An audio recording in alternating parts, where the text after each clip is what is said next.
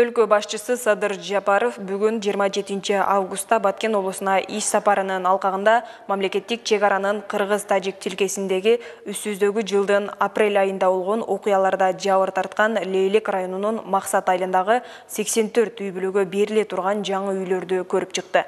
Буга чейин үстүздөгү жылдын 6 майында мамлекет башчысы Баткен облусунан кабар алган учурда бир да жергиликтүү тургун жардамсыз жана зарыл колдоосуз калбай турганын билдирген.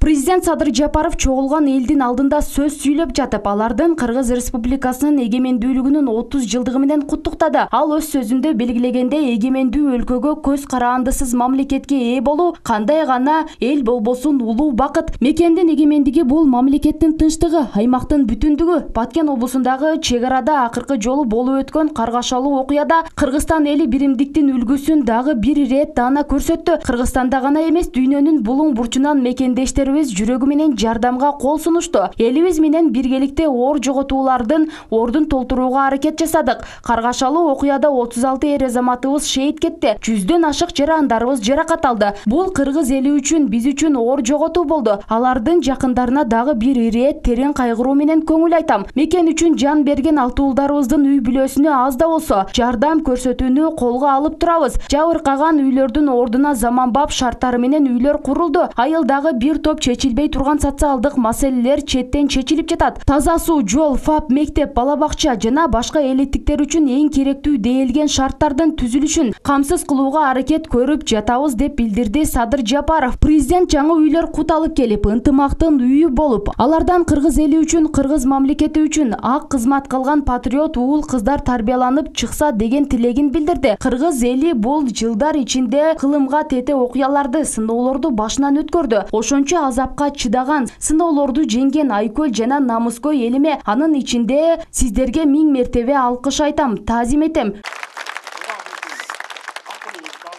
Өлкөбүз тынчтыкта жана экономикасы өнүккөн мамлекет болсун. Бул үчүн биргелешип аракет кылалы. Биз тынчтыкты сүйгөн өлкөбүз. Муну дүйнө жүзү билет деп баса белгиледи мамлекет башчы.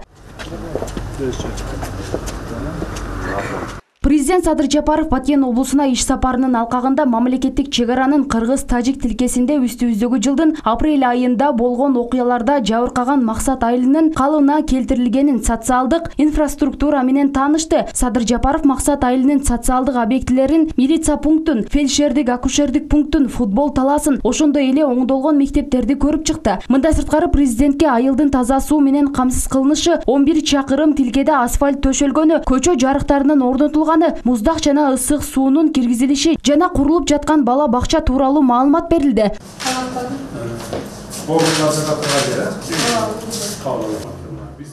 Оңдолгон мектептин футбол талаасын жана спорт залын кароо учурунда мамлекет башчысы чогулган балдар жана айылдын жаштары командасы менен футбол жана волейбол ойноду. Президент Садыр Жапаров ошондой эле жергиликтүү тургундарды түйшөлткөн маселелерге кызыгып, айыл аксакалдары менен баарлашты. Жергиликтүү тургундар социалдык инфраструктураны калыбына келтирүү маселесин ыкчам чечип беришкендиги үчүн мамлекет башчысына жана өлкө жетекчилигине ыраазычылыктарын айтышты.